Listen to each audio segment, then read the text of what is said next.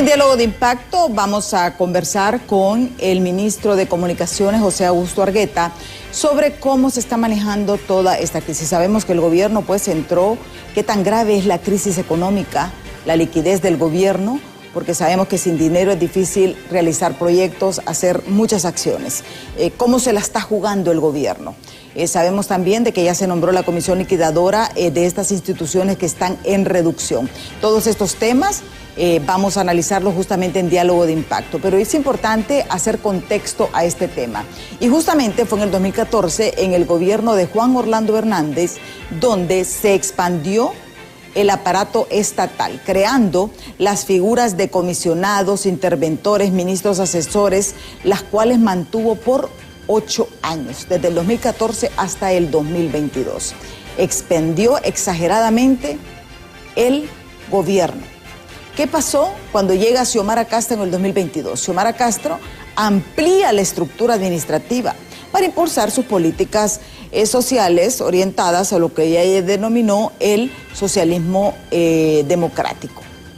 Pero el Estado se fue inflando y sabemos que el Estado no puede ser generador tanto de empleo, tiene que ser la empresa privada para llevar ese equilibrio.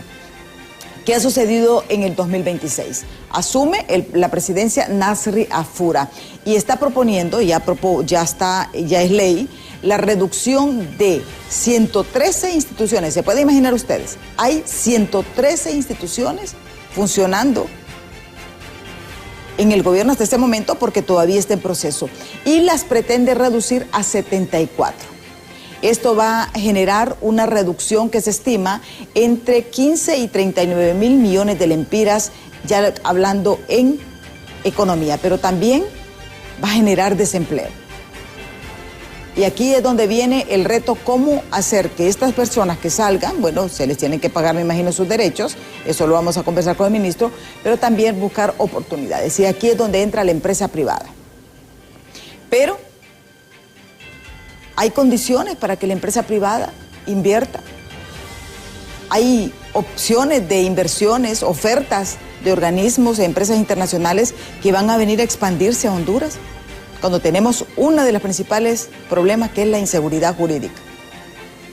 Ayer justamente juramentaron la Comisión Técnica Liquidadora para evaluar y liquidar al personal supernumerario, hacer esta clasificación y ponerlos, o sea, a los que clasifican y que tienen sus capacidades, van a ser reubicados, me imagino, porque no es que van a ir y van a liquidar totalmente la institución porque requiere mucho dinero.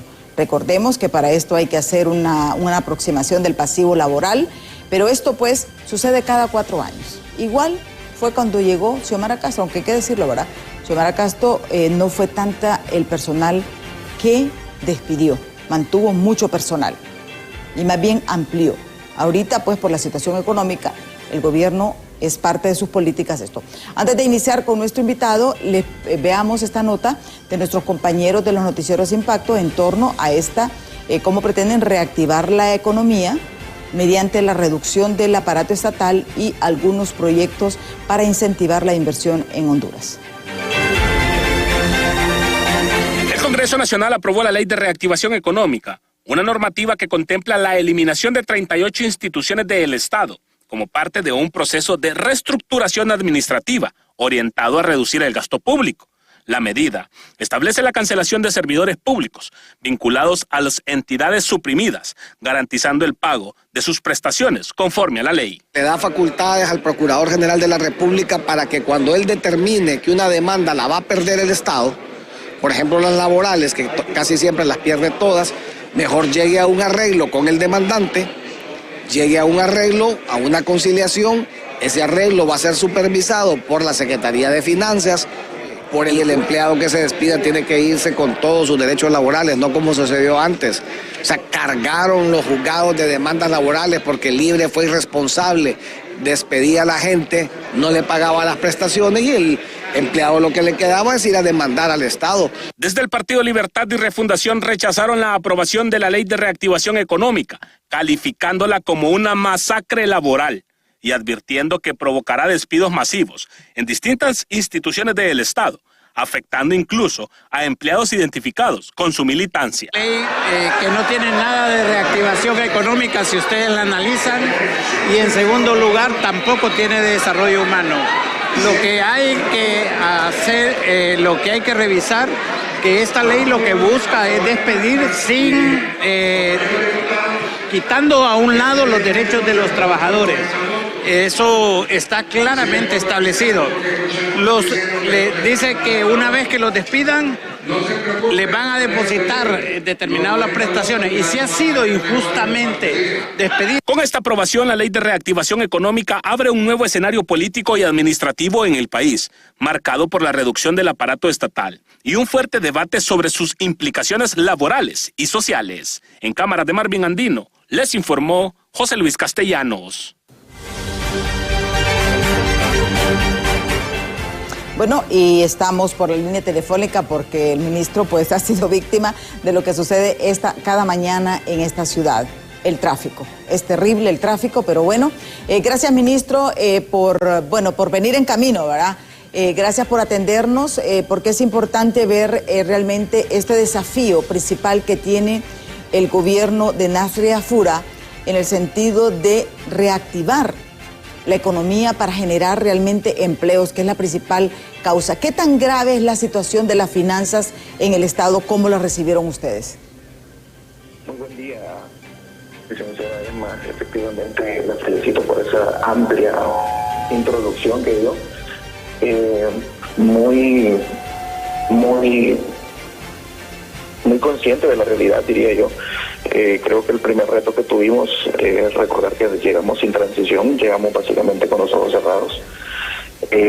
Y así cuando nos preguntan qué encontraron, nos dicen en Casa Presidencial, bueno, encontramos básicamente lo que hubo durante 4 años. Encontramos un vacío enorme de las instituciones, un vacío en todo sentido, pero además, por poner un ejemplo puntual y práctico, encontramos un aumento solo en planillas de aproximadamente 31.000 millones de lempiras de cuando ellos asumieron en el poder a cuando lo dejaron. Además, instituciones con duplicidad de funciones, contratos de renta de vehículos, de personal extranjero, de edificios que no se necesitan. Entonces, el mayor reto que hemos tenido, digamos, en estos 30 días ha sido precisamente ordenar la casa. Sí. Ahora bien, ¿hubo fondos? ¿Había dinero en el Estado, en las arcas del Estado? Bueno, no sé si escucharon la noticia de los últimos días. Somos un país que dinero no tenemos, somos un país endeudado. Somos un país que la mitad de su presupuesto tiene que financiarlo con otros ingresos, y solo en casa de gobierno se gastaron una cantidad absurda de dinero en los últimos 30 días. ¿Hacia dónde se fue ese dinero? No, son más de 200 millones de mentiras que no se sabe hacia dónde salió, por qué salió, y así en todas las instituciones, ¿verdad? En la misma Canciller lo mencionó, en la misma red consular que tenemos a nivel internacional, extranjeros empleados en lugar de ser hondureños. En el 911, de igual forma, en Canal 8, 620 empleados solo en esa institución, y así en todas las instituciones. Ha sido un enorme reto poner en orden la casa, como le menciono. Sí. Ahora bien, hay un aspecto, ¿qué tan grande es la contratación de extranjeros? ¿Qué es lo que han medido ustedes con estos? Porque yo tengo entendido que el presidente Asfura les pidió a cada uno de los ministros y de los jefes de las instituciones de que hicieran una evaluación de la situación. ¿Qué tanto extranjero tienen ustedes, así un aproximado de una cantidad total que podrían haber estado nombrados en el gobierno?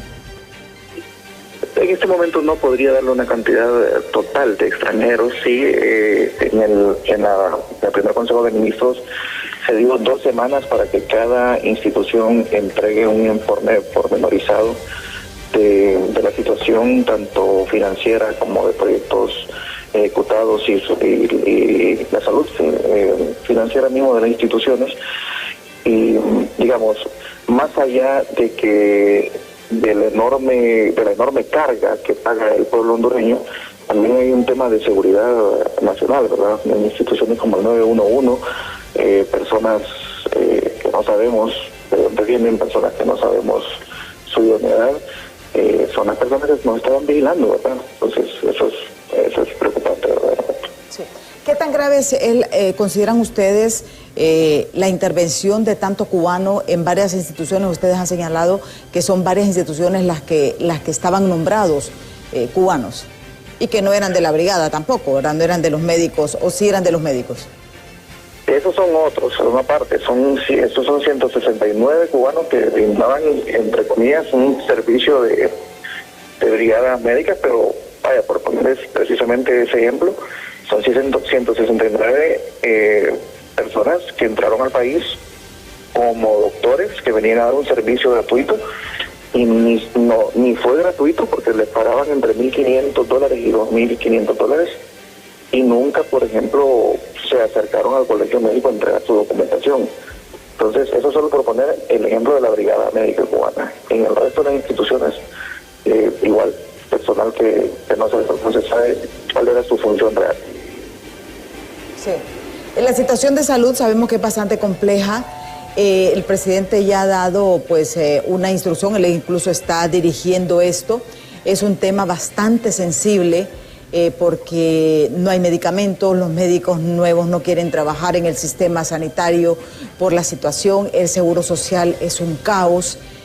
¿Cómo pretenden ustedes normalizar esto para después entrar en el caso del 911?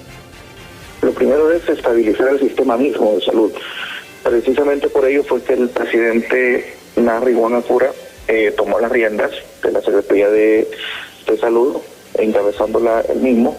En ese sentido, estabilizarla significa que mientras ponemos orden en la casa, mientras hacemos que el sistema funcione como siempre tuvo que funcionar de manera óptima para el pueblo hondureño, mientras eso sucede, nos apoyamos en una red de servicios privados que le puedan ofrecer a la ciudadanía tener acceso a medicamentos, pero también tener acceso a reducir la mora quirúrgica. Sí, porque sabemos que este tema es sensible, todos sabemos lo que ocurrió en el 2021, hubo un voto de castigo al Partido Nacional justamente por el desastre en el manejo de la pandemia. Igual, Xiomara Castro mantuvo el mismo nivel, podemos decirle, porque dejó sin medicamentos. O sea, el Seguro Social, por ejemplo, está en una grave crisis actualmente. En los momentos, los mencionaba ayer yo, hubo momentos en los que se abasteció en los últimos 4 años de medicamentos, sí hubo. ¿Cuál fue el problema? Que cuando hubo abastecimiento, esos medicamentos nunca salieron a los establecimientos que tenían que haber salido. O sea, una clara displicencia por parte de los gobernantes. Asimismo se habló siempre de 8 hospitales que estaban, algunos decían tan desconectados de la realidad estaba que algunos decían que estaban brindando servicios. Son hospitales que nunca existieron, que el mayor de los avances que tiene uno de ellos es 35-40%. Por supuesto hay que terminar esos hospitales. Como le menciono, de los 8 de los hospitales que hablaban, ni uno existe en la realidad, ni uno está brindando los servicios de salud. Y entonces es un enorme reto en temas de brindar la logística física que se necesitan más quirófanos al servicio del pueblo hondureño que no existen, pero además se necesita más personal de salud, como usted lo decía, comprometido con el sistema, y además más insumos y medicamentos. ¿Qué va a pasar con estos 8 hospitales que están en proceso de construcción? Tienen que terminarse como gobierno responsable que somos, hay que darle continuidad. Muchos de ellos están sobrevalorados de una manera estratosférica. En su momento se va a dar un informe, pero hay que se está haciendo un análisis de cuáles son los hospitales con mayor viabilidad para que se puedan terminar en el menor tiempo posible, y que además impacta la mayor cantidad de población cercana. Sí. En el caso del 911, y justamente hemos visto cómo los ex empleados están en una situación de stand-by, podemos decir, porque están como en suspenso. Ayer hubo ya declaraciones de que sí, el 911 está reactivado, está operando, pero en las afueras permanecen los ex empleados, muchos de ellos que vimos trabajar, porque hay que decirlo, muchos de los que estaban ahí los vimos trabajar durante los 4 años. ¿Qué va a pasar con estos empleados? ¿Estos pasan dentro de este proceso de reestructuración? ¿Van a ser analizados por esta comisión liquidadora o va a tener un tratamiento aparte, ministro? A cada uno de los empleados del 911 se le está haciendo un análisis de su situación. ¿Qué es lo que sucede? Es personal que ni siquiera existe su registro, su historial laboral. Son personas que muchas de ellas nunca la vieron, pero llegaron en los últimos días con un acuerdo firmado. ¿Cómo llegaron con ese acuerdo? No sabemos. Como les decía a los amigos de la prensa, cada uno de ustedes tiene, supongo yo, un archivo en su empresa, su currículum, su hoja de vida, su contrato, sus asignaciones, etcétera, etcétera, etcétera. Y muchos de ellos ni siquiera existe eso. Como le mencionaba, en las instituciones cuando llegamos, lo que encontramos fuimos archivos vacíos y computadoras desconectadas y vacías también. Entonces, al ser esta una institución de seguridad nacional, hay que hacer un análisis uno por uno de quién es quién, cuál es su idoneidad, por qué fue contratado, si está haciendo su labor. Y bueno, las personas que no cumplan se les respetarán sus derechos laborales y tendrán que salir de la institución. Sí, para que quedemos claros, entonces, el empleado que tiene toda su documentación, todos sus documentos y toda su récord en regla, a este empleado se le van a pagar sus derechos laborales. ¿Qué va a pasar con los que no? Efectivamente, a los empleados que puedan demostrar que efectivamente realizaban una labor y había una relación contractual con el Estado, efectivamente se les tienen que cumplir todos sus derechos, y quienes nunca aparecieron y no existe historial de ellos, pues tendrán que salir de la institución, así como fue en la Secretaría de Infraestructura, por ejemplo. La semana pasada 350 personas que nunca llegaron, que nunca no se sabían quiénes eran, fueron despedidas de lo mismo. Sí. A mí me preocupa, ministro, independientemente, yo sé que ustedes vienen llegando, pero el hecho de que el 911 es una institución de seguridad nacional, porque tiene monitoreo de todo lo que sucede en el país. El hecho de que cada 4 años también estemos cambiando personal, porque igual pasó en el gobierno anterior. Liquidaron a las personas, las sacaron. Lo que pasa es que aquellos no hicieron protesta. Estos sí están haciendo protesta. ¿Realmente debería pasarse realmente esta administración a los Secretaría de Seguridad, Secretaría de Defensa? Porque vemos que ya se torna como un centro de nombramiento de activistas políticos, y eso atenta contra la misma seguridad del Estado. Efectivamente, debe ser un centro de personas especialistas en seguridad ciudadana, pienso yo. No solo se trata de ver una cámara, no solo se trata de hacer una protección interinstitucional, sino de personas que saben el manejo de la seguridad ciudadana como tal. Y claro, hay cosas que hay que cambiar, que tienen que cambiar en Honduras. Yo creo que este gobierno va a dejar las bases para que esas cosas sucedan, y una de ellas es esas, las instituciones que tienen que tener idoneidad en su personal para brindar el mejor servicio posible. Sí. Ayer, por ejemplo, se suscitó un hecho que nosotros no pudimos entrar al 911 porque los empleados estaban hasta revisando los vehículos, ¿verdad? Y uno dice, y teniendo las agentes de seguridad enfrente, uno se preocupa, pues, porque si así estamos en la parte de seguridad, ¿cómo estará la otra parte? Sí, creo que aquí la frase que se va a repetir de algunos días va a seguir siendo poner en orden la casa, ¿verdad? Todos tenemos que entender el rol que estamos jugando, desde la clase política hasta la ciudadanía, y eso pasa también porque todos nos hagamos responsables del lugar al que nos han asignado. Sí. Ahora bien, ministro, ¿cuántas personas se nombraron en el último mes en el 911? ¿Tienen ustedes un dato?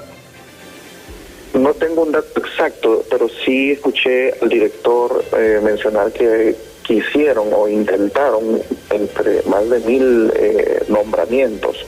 1000 nombramientos. Y de igual forma en otras instituciones, ¿verdad? Sí. Como le decía, en la misma Casa de Gobierno, una cantidad absurda de dinero que usted dice no pudieron ejecutar esa cantidad en meses, y en 30 días nombraron miles de personas, en 30 días se ejecutaron una cantidad enorme de dinero. Es una falta de respeto. Mire, no es una falta de respeto al gobierno entrante, es una falta de respeto al pueblo hondureño. Sí. Ahora bien, ya se nombró ayer se juramentó, el ministro de Finanzas justamente juramentó esta comisión liquidadora de estas instituciones, que estamos hablando de estas instituciones a las cuales se van a fusionar unas, otras se van a liquidar. ¿Cuánto tiempo de plazo tienen para ya rendir estos informes y ir reacomodando el gobierno? Todas las instituciones, no solo las que se van a suprimir, todas tienen 2 semanas para presentar este informe detallado de la situación de cada institución. 2 semanas, o sea, en 2 semanas tiene que dar cada institución su informe, luego entra esa comisión liquidadora para revisar cada uno. ¿Va a haber revisión de cada uno de los empleados públicos? Sí, va a haber revisión de cada una de las instituciones, porque no solo es un tema de las instituciones que se suprimen, también las instituciones que quedan, digamos, normales, por decirlo así, también tienen que reducir su personal, también tienen que reducir costos, también tienen que eliminar planilla, contratos onerosos de renta de vehículos, también tienen que eliminar contratos de renta de edificios que no se necesitan. O sea, ¿hay mucha renta de edificios nuevos? Sí, de edificios. Y recuerde, por ejemplo, solo en el caso de carros blindados, eran 1.200 millones de lempiras que se estaban gastando solo en ese renglón. Hay otros edificios, hay otras instituciones que rentaban edificios y oficinas sin razón alguna. Otra de las instituciones que se mencionó ayer, por ejemplo, tiene 700 vehículos también ahí. Que sigan con tantos vehículos, no lo sé, la verdad. Sí, porque y sabemos pues que esta renta de vehículos también vino desde el gobierno de Juan Orlando Hernández, se mantuvo de Xiomara Castro y ahora se suspende. En estos momentos no hay renta de vehículos. No hay renta de vehículos. Creo que el presidente Fura fue bastante claro en campaña. Desde el día 1 fue un gobierno que se puso a trabajar, pero fue un gobierno sobre todo que mostró austeridad. En lugar de gastarse más de 30 millones de lempiras en una toma de posición en el Estadio Nacional, él fue claro, dijo, necesitamos eficientar, ser austeros, una toma de posesión en el Congreso bastante pequeña. No hay renta de vehículos, y si ustedes, no sé si lo sabían, pero la misma familia presidencial anda en sus vehículos. Sí. En el caso de la Policía Nacional, que la Policía Nacional también estaba bajo esta modalidad, ¿cómo están haciendo con las patrullas? Con las patrullas per sí son vehículos que dan un servicio claro, puntual. El resto de los vehículos que se han eliminado eran vehículos de lujo, o sea, personas que a veces andaban hasta 3 vehículos de lujo, blindados, 2, 3. Ese tipo de cosas que se han eliminado. Yo no dudo que hay funcionarios que por la naturaleza de su trabajo tienen que ser resguardados, claramente, pero no 1.200 carros que era un gasto innecesario para el pueblo. Sí. Entonces la policía siempre maneja esta modalidad, ¿o no? Por los momentos sí, porque además de que el vehículo está al servicio de la policía, también se brinda el mantenimiento del mismo. Sí, es importante porque usted nos explica que estos 1.200 que eran de vehículos de lujo, que eran para asignados funcionarios, familiares de funcionarios, y ya sabemos el resto, pero que en el caso de la Policía Nacional, porque realmente se mantiene, porque también estos creo que son pagados con la tasa de seguridad. Efectivamente, son pagados con la tasa de seguridad y en ese sentido sí, como le digo, ahí el tema principal es que son vehículos que tienen su mantenimiento al día, que si falló, no funcionó ese día, no arrancó, pues le dan otro. Digamos, para estos servicios, tanto de seguridad como servicios parecidos, creo que hay que buscar la modalidad, pero no para no para carros de lujo y además para funcionarios que tengan hasta 3 carros. Tenemos que ir a pausa, ministro. No sé por dónde viene, si va a lograr llegar, pero continuamos después de la pausa. Y es importante, vamos a conocer también en la situación de los medios estatales. Eso es lo que vamos a abordar después de pausa. Ya tenemos varios mensajes que nos han escrito al 3982-5600 y con gusto vamos a dar lectura. Así que no nos cambie, que en breve regresamos. Continuamos este diálogo con el ministro de Comunicaciones, José Augusto Argueta. Justamente él nos explicaba todo lo que está sucediendo en torno a la situación del actual gobierno. Se han tomado decisiones, obviamente va en proceso. Recordemos que apenas tienen un poquito más de un mes de estar en funcionamiento. Se ha hecho bastante, porque hay que decirlo. La estabilidad en el Congreso Nacional también ha permitido, la gobernabilidad en el Congreso Nacional ha permitido también de que se consensuen muchas de estas decisiones que se están tomando. No es fácil, porque también el Partido Nacional tiene una demanda de trabajo de sus afiliados, de sus simpatizantes. Y si sumamos a esto el cogobierno con el Partido Liberal, les resta cupos. Y también tienen una presión política bastante grave. Gracias, ministro. Bueno, bienvenido presencialmente, porque como sabemos, el tráfico es terrible en la ciudad capital en las mañanas. Muchas gracias. Sí. Aquí estamos para servirle. Sí. Ministro, en el caso, por ejemplo, de los medios estatales, ¿cuál es la situación que quedó? Canal 8, Radio Nacional, estaba también El Poder Ciudadano. ¿Va a continuar esto? ¿Cómo ustedes pretenden ya? Porque sabemos que necesitan una maquinaria de comunicaciones, especialmente, o sea, que es experto en el área de comunicaciones, también sabe de que es importante la comunicación, estar informando a la población hondureña. Sí, efectivamente, cuando fui nombrado yo le dije a la prensa y al pueblo hondureño, nuestra comunicación va a estar basada sobre 3 pilares: la transparencia, la reducción de incertidumbre y el servicio a la ciudadanía educativo. En ese sentido, Canal 8, el periódico pasa a ser digital puramente, no a impresión, será un gasto enorme también en impresión. Y la Radio Nacional de Honduras pasan a ser servicios educativos para el pueblo hondureño. Tenemos que hacer alianzas con servicios de televisión internacionales que brindan a nuestra ciudadanía programas de valor agregado, de valor educativo. Solo en Canal 8 eran 620 personas que no sabemos exactamente qué estaban haciendo. Canal 8, le recuerdo, estaba en la Secretaría de Planificación y Estrategia. Esta secretaría se suprime, pasan a Presidencia, y Canal 8 y Radio Nacional de Honduras tienen que ser meramente educativos, y el periódico pasa a ser digital. Sí, pero el periódico va a ser Canal 8.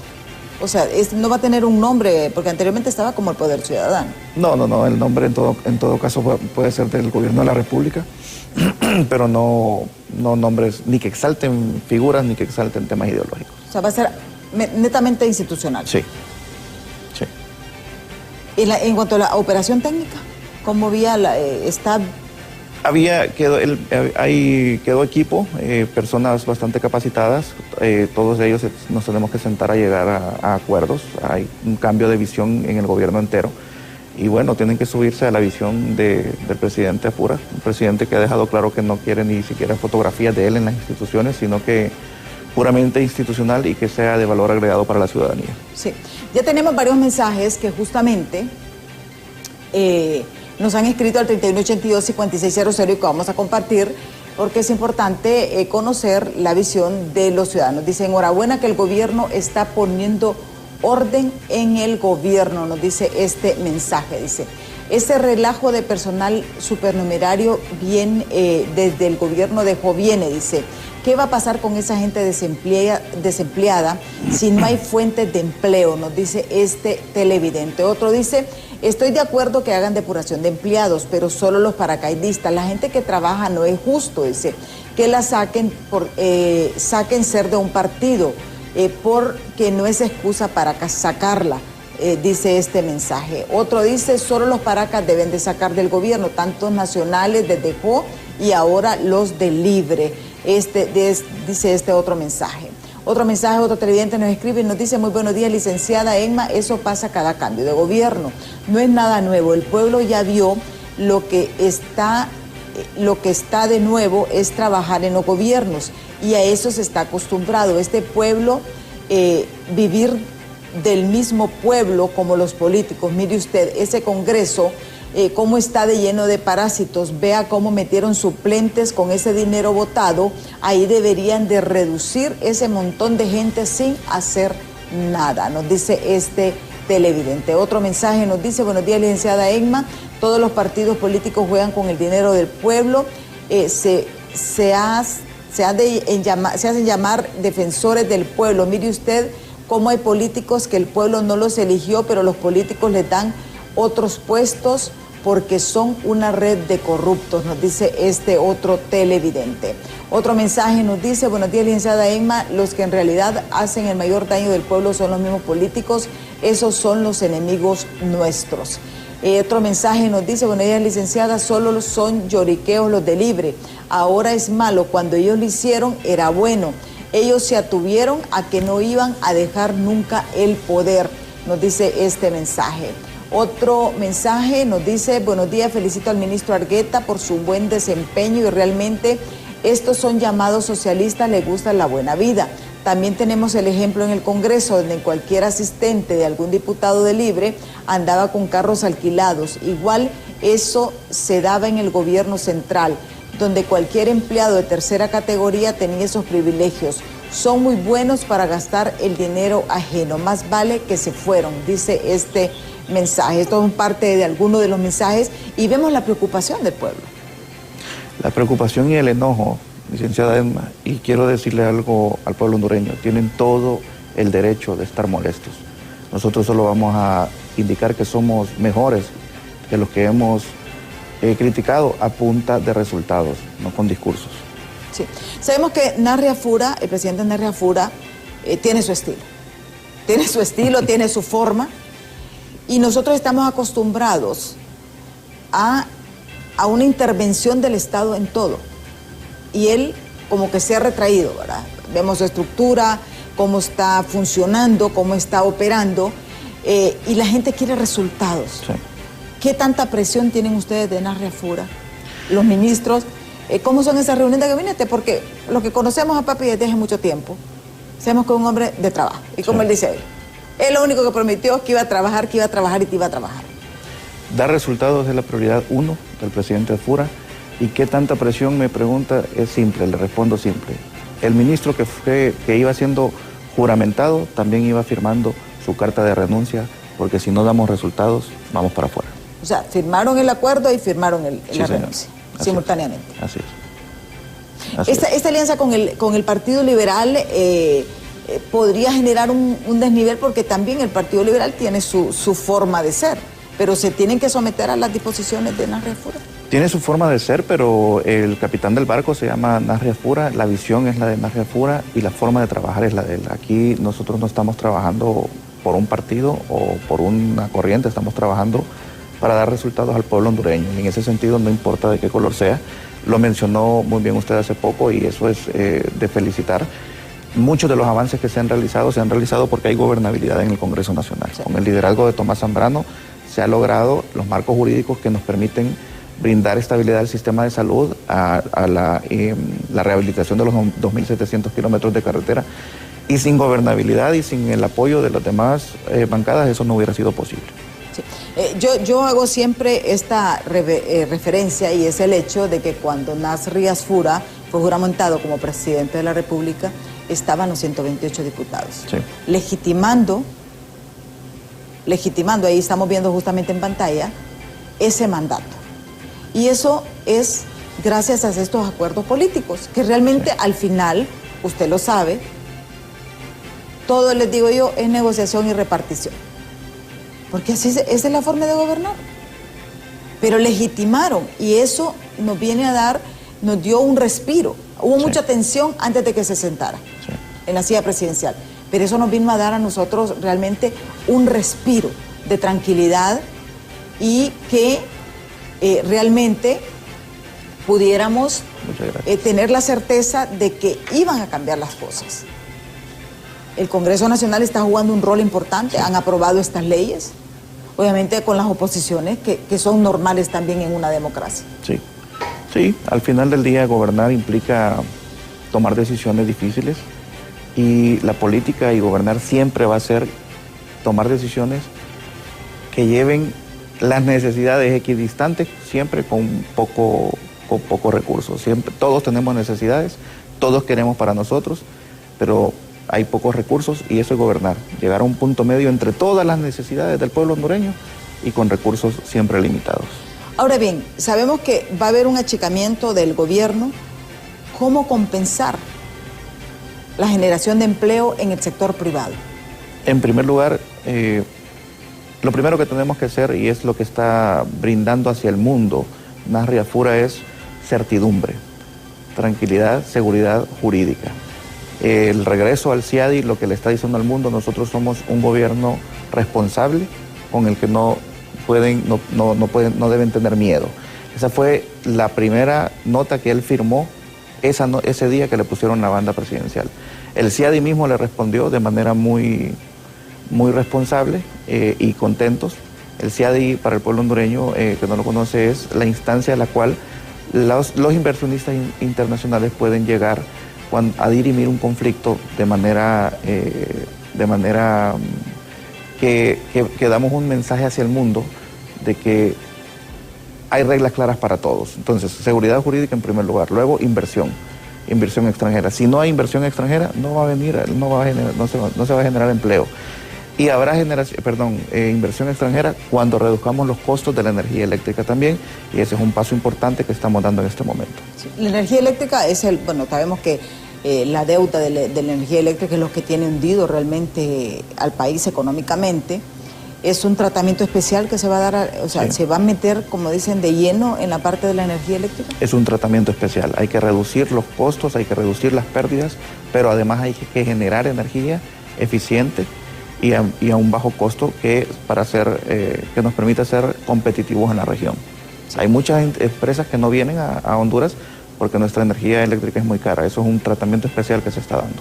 Sí. Recordemos que hay cosas también positivas y el hecho de que el gobierno anterior haya renegociado muchos contratos para bajarles un poco el precio, eso dio un respiro. Ahorita con la crisis de la guerra de Estados Unidos con Irán e Israel, realmente se han disparado increíblemente y eso va a tener también una repercusión en la economía nacional. Va a tener una repercusión, tenemos que ser responsables, no tenemos que vender nosotros cortinas de humo, no somos un país productor de petróleo ni de combustible, eso estamos claros, que sí tenemos que hacer buscar resultados para el pueblo hondureño.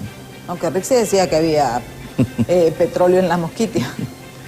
Bueno, puede, pero mientras tanto nosotros tenemos que buscar resultados. Se va a poner difícil el tema de los carburantes en todo el mundo con esta guerra, pero nosotros tenemos que buscar resultados y buscar otras opciones que brinden un respiro al pueblo hondureño. Sí. Hay una parte que yo sé que todo está en proceso y que esta negociación con el Partido Liberal ha retrasado un poco la integración de todo el gabinete. En el caso del servicio exterior, en este momento, bueno, ya se nombró el embajador de Estados Unidos, un hombre diplomático de carrera, sí, profesional totalmente. El servicio exterior, ¿cómo lo están manejando ustedes? El servicio exterior, recuerda que al inicio se solicitó que pusieran sus cargos a disposición, muchos de ellos de manera honrosa y respetuosa lo hicieron.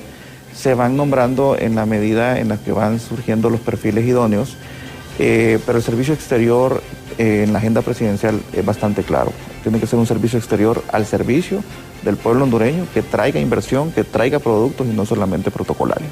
Sí, porque el mayor problema que tenemos es que se nombran a los hijos para que vayan a estudiar, sí, al exiliado lo mandan de consolación a un cargo en el servicio exterior y Honduras tiene tanto que ofrecer y uno lo dice, mire, ya las comparaciones son malas, pero tenemos.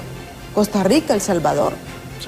Sí, tienen que ser. Y nosotros realmente tenemos mucho más que estos países, pero lamentablemente son muy pocos, porque hay que decirle, hay embajadores que sí se han lucido, hay embajadores de carrera que se han lucido, pero también tenemos otros de que realmente hacer escándalos, más para llenar, que vayan a estudiar los hijos. ¿Se va a ser una selección minuciosa de los nuevos embajadores? Eso es lo que está sucediendo. Como usted lo menciona, quizá por ello ha habido algún retraso en llenar la red completa de nuestro servicio exterior, pero se está buscando las mejores personas. Porque el presidente ha sido claro, cada embajada que exista tiene que traer resultados e inversión hacia Honduras, además del servicio que tiene que dar a la diáspora en todo el mundo. Y lo vemos, la relación que ha tenido hemos visto embajadores de los principales países cooperantes en reuniones con el presidente Asfura. Sí, muy buenas relaciones. Creo que están dando un mensaje muy bueno. La próxima semana va a ser una semana interesante con la visita a Estados Unidos. Nos estamos posicionando como un socio confiable para trabajar, que más allá, para nosotros no existe ideología, para nosotros existe los beneficios que tenemos que dar al pueblo hondureño y cómo damos resultados. ¿Quiénes van a esta reunión con el presidente Donald Trump y convocada por el secretario Marco Rubio? Por los momentos solo tengo claridad del presidente, no tengo certeza si va la canciller. En ambos viajes que ha hecho el presidente solo va él y la canciller, no ha ido nadie más. Con gusto le averiguo, porque es pronta la ida a Estados Unidos. Con gusto le averiguo si existen más visitantes. Estamos hablando que el 7, ¿verdad? Sí, el fin de semana el presidente sale hacia Estados Unidos. Sí. Y vemos también, que solo va y regresa el mismo día, sí, casi. Sí, va y regresa. Y si pudiera el mismo día, sí lo hace también. ¿Cuál es la jornada diaria de trabajo del presidente en este momento? Desde las madrugadas, los primeros 8 o 10 días, entramos a las 9 de la mañana, salimos a la 1 de la mañana el día siguiente. Ese ha sido el trabajo los horarios de él, de campaña, por ejemplo, así ha sido. Él aprovecha las mañanas para trabajar en privado y las tardes para salir, para las reuniones. Y yo creo que lo notamos en su visita a Puerto Cortés. Él en realidad su vocación es el campo, es trabajar, es resolver en el campo, en los lugares. Pero claro, él está claro de su investidura. Recuerdo que nos criticaban mucho y nos decían que vamos a tener un presidente de burros. Y bueno, no, pero usa traje y zapatillas. Es un hombre que está claro de su investidura. Por las mañanas resuelve cosas en privado, llega a atender sus asuntos en el Altarcú. ¿A qué hora se va? No tiene hora de salida. Igual yo le digo al secretario privado, a la hora que él se va el secretario privado, y a veces son 4 o 5 de la mañana. O sea, amanece. Sí, amanece, así. Él siempre ha sido activo. Sí, así era. Cuando construimos el plan de gobierno, por ejemplo, terminábamos a la 1 de la mañana, él se subía a su carro y se iba para San Pedro Sula a una reunión. Así. ¿Vamos a tener una forma diferente de gobernar? Sí, vamos a tener una forma, en primer lugar, respetuosa para todo el mundo, para la misma clase política, para el pueblo hondureño, pero también responsable.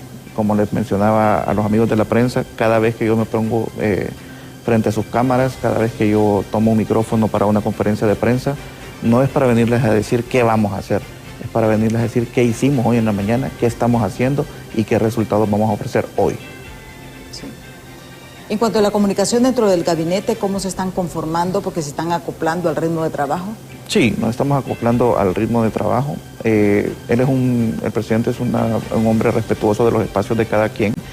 Sin embargo, tiene una mente brillante verdaderamente. Si usted le pide algo a las 6 de la mañana de hoy, no crea que se le va a olvidar. Lo tiene claro.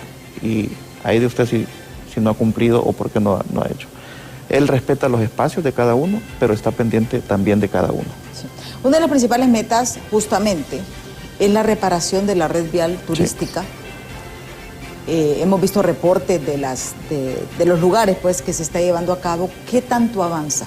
¿Se va a cumplir, el ministro Aníbal Erler, esta meta de tener lista Porque hubo un poco de crítica al principio por el hecho de que se utilizó capa asfáltica cuando Honduras es productor de cemento, ¿verdad? Sí. Pero se ha explicado de que esto es por este proyecto para hacerlo mucho más rápido. Sí, es un tema provisional, para que para Semana Santa podamos impulsar el turismo interno. Hay que generar empleo. A ver, no es un tema solo de reparar un bache, es un tema de generar seguridad vial, pero sobre todo de impulsar el turismo interno para generar ingresos y trabajo en la tierra adentro. Son 2.700 kilómetros que se están rehabilitando. Ahora que le mencionaba que tiene una mente prodigiosa el presidente, son 2.700 kilómetros cuya mayoría de red, cuando él visitó pueblo por pueblo, conduciendo él en su carro, él iba llevando el registro, qué tramo está malo, dónde hay un bache, cuánto cuesta repararlo. Él hizo su propia auditoría, podemos decir. Totalmente, de todo el país. Usted le puede preguntar qué se tiene que hacer en cada rincón de Honduras en temas de infraestructura y él le va a decir. Así es. Entonces nosotros llegamos, él dijo, esto es lo que hay que hacer, se desarrolló el proyecto, gracias al Congreso Nacional y al liderazgo de Tomás, tuvimos el marco jurídico para realizarlo. Y un paso más allá, licenciada, usted va a poder entrar a una plataforma, dar clic en cualquier punto del mapa de la geográfico de Honduras, y ese clic le puede mostrar qué se está mejorando, qué se está rehabilitando, cuánto cuesta, de dónde salió ese dinero y la empresa que lo está arreglando. Sí. Esto prácticamente se va a cumplir este plazo porque sabemos que había poco tiempo. Se espera, pues, porque si no, la cabeza del ministro se mueve. A hoy tenemos menos de 30 días, creo, para Semana Santa. El mensaje siempre fue claro, avanzar lo más posible hasta un viernes antes para que todos podamos salir. ¿Cuál es nuestro deseo? Que los principales ejes carreteros estén rehabilitados para entonces. Sí. Esta reunión con Estados Unidos, ¿ya hay alguna agenda previa de lo que se va a tratar? Se está definiendo. En ese sentido, la canciller es muy respetuosa y tiene un trabajo, un respaldo, su trabajo, su experiencia en ello es enorme. Se está detallando en el momento en el que pueda tener acceso a ella y compartirlo con la prensa, con gusto se lo haré. Sí. ¿Cómo están manejando la presión de los nacionalistas? Porque sabemos que muchos estuvieron fuera del gobierno. Obviamente la gente tiene mucha expectativa, pero vemos de que las posibilidades dentro del Estado van a ser mucho menores. ¿Cómo se va a trabajar realmente para poder darle una oportunidad a ese nacionalista que trabajó durante la campaña? Hay presiones y hay un poco de desesperación también. Yo le pido al nacionalismo que tengamos un poco de paciencia. Llevamos 30 días en los que lo más difícil ha sido ordenar la casa. Nosotros hasta el día 15 creo que tuvimos internet, impresoras.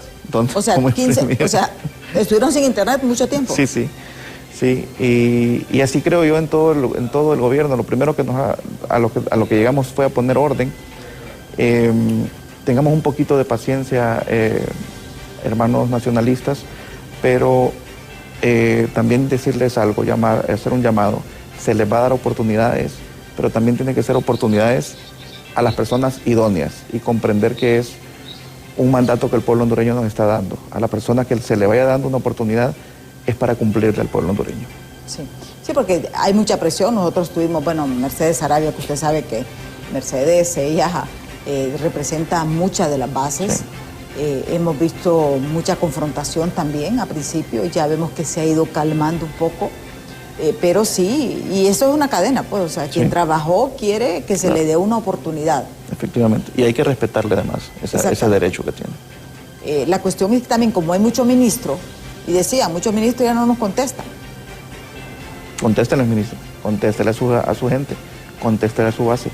El viernes estuvimos de fiesta, 124 años, y eso me decían, hay muchos ministros que no contestan. Bueno, recuérdenle que no se despeguen del suelo, que eso es lo peor que le puede pasar a un ministro. Así que después andan escondiendo cuando salen Después se andan escondiendo, y miren, eso es una cadena. Usted se va desconectando de la realidad, usted se va desconectando de su gente, con lo cual usted se va desconectando de la realidad y empieza a tomar malas decisiones. Sí. ¿Va a haber acercamiento de Narria Fura con el pueblo hondureño? Porque, por ejemplo, vimos, Xiomara Castro no tuvo ese contacto, tuvo como un cerco, ¿verdad? ¿Papi va a andar en la calle con las personas, dialogando? Sí. Creo que es un periodo en el que estamos ahorita nuevamente poniendo en orden la casa, pero él va a recorrer Honduras entera nuevamente en vehículo, viendo si las cosas se están cumpliendo y acercándose al pueblo hondureño. O sea, si se tardaron 15 días en tener internet, ¿cómo dejaron casa de gobierno? Porque yo escuchaba la designada que decía que hasta la estufa de gas se habían llevado. ¿Es cierto eso? Sí. Sí, cierto. No, la dejaron vacía, así como les digo. Yo entiendo que no nos crean, que llegamos y dijimos, bueno, aquí lo que hay... además bastante maltratada. Creo que no es justo para un pueblo que paga las facturas no cuidar incluso los bienes inmuebles. Bastante maltratada. Bueno, no quisiera atacar ni referirme al pasado, pero creo que tenemos que ser más responsables todos. Y fíjense que eso, y yo les digo, ya yo tengo varias décadas de estar en esto y siempre sucede lo mismo. Recuerdo que cuando hubo un cambio de gobierno dieron hasta los tenedores de plata se llevaron. Recuerdo. ¿Ah? Lo recuerdo. O sea, yo creo que también debemos de entender que lo del Estado es del gobierno, sí, es del pueblo hondureño. Es del pueblo hondureño. No es de una persona. Y el que llega a un cargo público es un empleado del gobierno que está designado. El presidente, o sea, el mandato para el presidente del pueblo hondureño es que usted nos va a administrar Mire, un ejemplo bastante pequeño, pequeño. Recibimos la Copa del Mundo hace unas semanas en San Pedro Sula. Le dieron un gesto muy bonito de una réplica oficial de la Copa del Mundo y le dieron, esta es suya, presidente. Y él fue claro y le dijo, no, esto no es mío, esto es del pueblo hondureño. Va a quedar en el altar Q, por favor, cuídenlo. Esto es un ejemplo así, chiquitito, de gente, por ejemplo, que en este momento, ministros que hay vehículos que no se saben dónde están, porque se los llevaron, porque los escondieron. Es una falta de respeto al pueblo hondureño. Sí.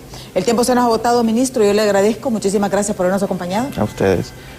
Siempre para servirle y la próxima vez hay que salir 2 horas antes, a las 5 de la mañana. Hora, sí. Gracias por el espacio. No, gracias al ministro de Comunicaciones, José Augusto Argueta, por habernos acompañado aquí en Diálogo de Impacto, para que ustedes conozcan realmente la visión del nuevo gobierno, conocer sus avances, y nosotros estaremos dando cobertura a través de nuestros noticieros Impacto y a través de todas nuestras plataformas digitales. Así que los invito a que continúen con BTV. Ya está Andrómeda Díaz con toda la información del momento en Hola Honduras. Yo soy Oscar y les espero mañana en punto de las 7 de la mañana aquí en Diálogo de Impacto. Hasta mañana.